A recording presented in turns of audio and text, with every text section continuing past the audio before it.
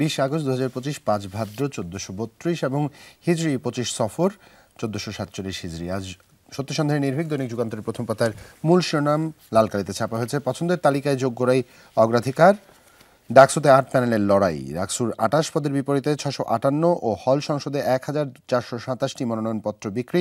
জমা দেওয়ার শেষ দিন আজ। ঘোষণা হয়েছে ছাত্র শিবির সহ 4টি পূর্ণাঙ্গ প্যানেল। আজ হবে ছাত্রদল সহ অন্যান্যদের, এবং প্রার্থীরা ইশতেহার তৈরির জন্য সাধারণ শিক্ষার্থীদের মতামত বাছাই করছেন। সেই সাথে প্রথম পাতার প্রথম কলামের শিরোনাম, শহীদ পরিবার ও আহতদের সচিবালয়ের ঘেরাও, আইন উপদেষ্টার পদত্যাগ সহ 4 দফা দাবি।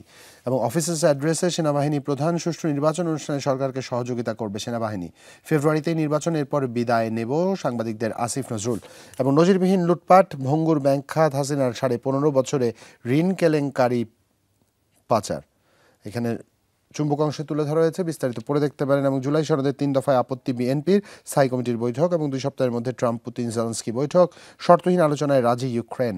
প্রভাবশালী নেতারাও ছাড় পাচ্ছেন না, এনসিপিতে শোকজ বহিষ্কার। এই ছিল আমার কাছে যুগান্তর প্রথম পাতার শিরোনাম। ধন্যবাদ জুবাইর তোমাকে। আমার হাতে আছে ইত্তেফাক থেকে যে শিরোনামগুলো পড়ে শোনাতে চাই। তাই যেটাকে আসলে বড় করে শিরোনাম করেছে সেটা হচ্ছে, ধার করেও আর্থিক সংকট কাটছে না দুর্বল ব্যাংকগুলোর। বলা আছে জুলাইয়ে 4,64,000 কোটি টাকার বিশেষ তারল্য সহায়ক দিয়েছে কেন্দ্রীয় ব্যাংক। তার পাশে যে খবরটি আছে, সচিত্র প্রতিবেদন, গর্ব হয় দেশে এমন নাগরিক আছেন যারা অন্যের জন্য জীবন বাঁচাতে আগুনে ঝাঁপ দিলেন। মাইলস্টোন ট্র্যাজেডিতে নিহত 3 শিক্ষকের পরিবারকে প্রধান উপদেষ্টা। এবং তার নিচে নির্বাচনের ডামাডোল, ডাকসু জাকসু কাকসুতে। এবং তার পাশাপাশি যে খবরটি আছে সেটা হচ্ছে 21শে আগস্ট গ্রেনেড হামলার মামলা, একদিনে একই ম্যাজিস্ট্রেটের 3 আসামির জবানবন্দি রেকর্ড নিয়ে প্রশ্ন আপিল বিভাগের। এই ছিল আমার কাছে দৈনিক ইত্তেফাকের প্রথম পাতা থেকে বেশ কিছু। ধন্যবাদ দুনিয়াকে। আমার দেশের অনলাইন সংস্করণ আমার কাছে রয়েছে, আপনাদের একটু শিরোনামগুলো পড়ে শুনতে চাই। প্রথম পাতায় লাল কালির শিরোনাম, দিল্লিতে শেখ হাসিনার জন্য রাজনৈতিক কার্যালয়। এখানে চুম্বক অংশে লেখা হয়েছে, আওয়ামী লীগের রক্ষায় 2 ব্রিটিশ আইনজীবী নিয়োগ, কার্যক্রম নিষিদ্ধের বিরুদ্ধে হস্তক্ষেপ চেয়ে জাতিসংঘে আবেদন। দিল্লিতে হাসিনার রাজনৈতিক কার্যালয়ে যুদ্ধ ঘোষণার সামিল। অধ্যাপক দিলারা চৌধুরী এমনটি মন্তব্য করেছেন। এবং ভারতের পদক্ষেপ বাংলাদেশের অভ্যন্তরীণ বিষয়ে ভয়াবহ হস্তক্ষেপ, অধ্যাপক মাহবুবুল্লাহর বরাতে এটি ছাপা হয়েছে। নয়াদিল্লিতে আওয়ামী লীগের অফিসের সম্ভাব্য স্থান, এখানে তারা জিও লোকেশনে উল্লেখ করবার চেষ্টা করেছেন। এবং রবীন্দ্র মোহগ্রস্ত বাংলাদেশি সুশীল, মাহমুদুর রহমানের বরাতে ছাপা হয়েছে। মন্তব্য প্রতিবেদনে বিস্তারিত পড়ে দেখতে পারেন। ফেব্রুয়ারিতে নির্বাচন অনুষ্ঠানে দৃঢ় প্রতিজ্ঞ সরকার, সচিবালয় আইন উপদেষ্টা। সেই সাথে সাভার গণহত্যার নির্দেশদাতা রুহুল এখন রাজাপুরের ইউএনও, ছবি চিহ্নিত। এখানে একটি সচিত্র প্রতিবেদন ছাপা হয়েছে। এবং উৎসব মুখরতায় শেষ ডাকসুর মনোনয়ন সংগ্রহ। সেই সাথে জুলাই সনদকে সংবিধানের উপরে স্থান দেয়ায় বিরোধী বিএনপি। সনদ নিয়ে আদালতে প্রশ্ন তোলা যাবে না, সেটিও গ্রহণযোগ্য নয়। দলীয় মতামত জানানোর দায়িত্ব দেওয়া হয়েছে সালাউদ্দিন সহ 3 জনকে।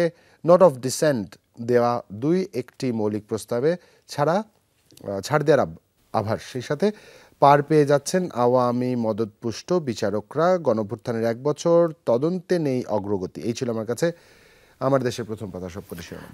ধন্যবাদ জুবাইর তোমাকে। আমার হাতে আছে আজকের পত্রিকা থেকে কয়েকটা খবর পড়ে শোনাতে চাই।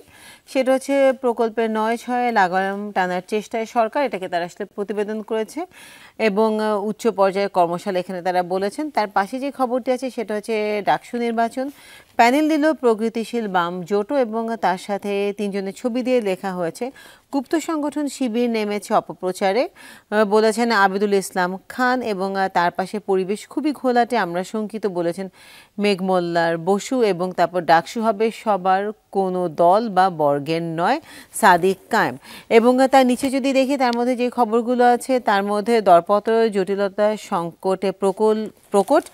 এবং এবার যে খবরটি আছে, সিলেট থেকে পাথর লুটের পর হবিগঞ্জে চলছে সিলিকা বালু তোলার মহা উৎসব। এবং বলা হয়েছে সিলেটে পাথর লুটের মামলা 24 ঘন্টার মধ্যে আবারও ইউএনও বদলি। লুটপাট, হবিগঞ্জের 4 উপজেলার ছড়া ও নদী থেকে দিন দুপুরে বালু লুট। সবকিছু লুট হয়ে যাচ্ছে, দেশ থেকে দুর্নীতিটাও লুট হয়ে গেলে ভালো হতো। একজন লুটে নিয়ে যেতেন, সেটা অনেক বড় একটা দৈনিক কালবেলার একটি সংখ্যা আমার হাতে রয়েছে। প্রথম পাতায় সম্ভাবনা জায়গা নিয়ে একটি চমৎকার প্রতিবেদন, যার প্রত্যাশায় হয়তো অনেকেই আছেন। সেই প্রতিবেদনটি আপনাদের পড়ে শোনাতে চাই। মনোযোগ দিয়ে শুনবেন। বিনা খরচে শ্রমিক যাবে মালয়েশিয়ায়, পরিচালিত হবে এআইয়ের মাধ্যমে, ঘোষণা আসার অপেক্ষা। ইউআরপি ও ডিএলআর মডিউল প্রস্তুত। মোহাম্মদ আমিন বিন আবদুল্লাহ নূর বেসিনের প্রতিষ্ঠাতা, তার এখানে একটি চমৎকার মন্তব্য ছাপা হয়েছে, বিস্তারিত পড়ে দেখতে পারেন। এবং নির্বাচন নিয়ে কিছু নেতার বক্তব্যে নানা প্রশ্ন জনমনে, তারেক রহমানের বরাতেটি ছাপা হয়েছে। এবং ট্রাম্প পুতিন জেলেনস্কির বৈঠকে কি থামবে যুদ্ধ? মার্কিন পররাষ্ট্রমন্ত্রী মার্কো রুবিও বলেছেন, পুতিন টেলিফোনে ট্রাম্পকে জানিয়েছেন যে তিনি জেলেনস্কির সঙ্গে বৈঠকে প্রস্তুত এবং ওরা বড় হলে ভুল বুঝতে পারবে, লজ্জিত হবে। কটূক্তি প্রসঙ্গে সেনাপ্রধান এমন মন্তব্য করেছেন। সেই সাথে জুলাই সনদ সংবিধানের উপরে গ্রহণযোগ্য নয়, বিএনপি স্থায়ী কমিটির অভিমত। সেই সাথে 19 ভোটারে একজন প্রার্থী, ডাকসু নির্বাচন প্রসঙ্গ। সেই বরাতে বলাই যায় রুনিয়া বিগত যে কোনো সময়ের চেয়ে ডাকসুর এবার প্রতিনিধিত্ব সবচেয়ে বেশি সংখ্যক হচ্ছে, যদি ভুল না করি, স্মৃতি আমায় বিভ্রান্ত না করে। 19 প্রার্থীর বিপরীতে একজন করে, 19 ভোটারের বিপরীতে একজন করে প্রার্থী। নিশ্চয়ই একটি জমজমাট ডাকসু নির্বাচনের অপেক্ষা আমরা থাকবো, এবং যেখান আমরা থেকে আশা করছি যে নতুন তরুণ নেতৃত্ব উঠে আসবে। তরুণ নেতৃত্ব সেখান থেকে উঠে আসবে।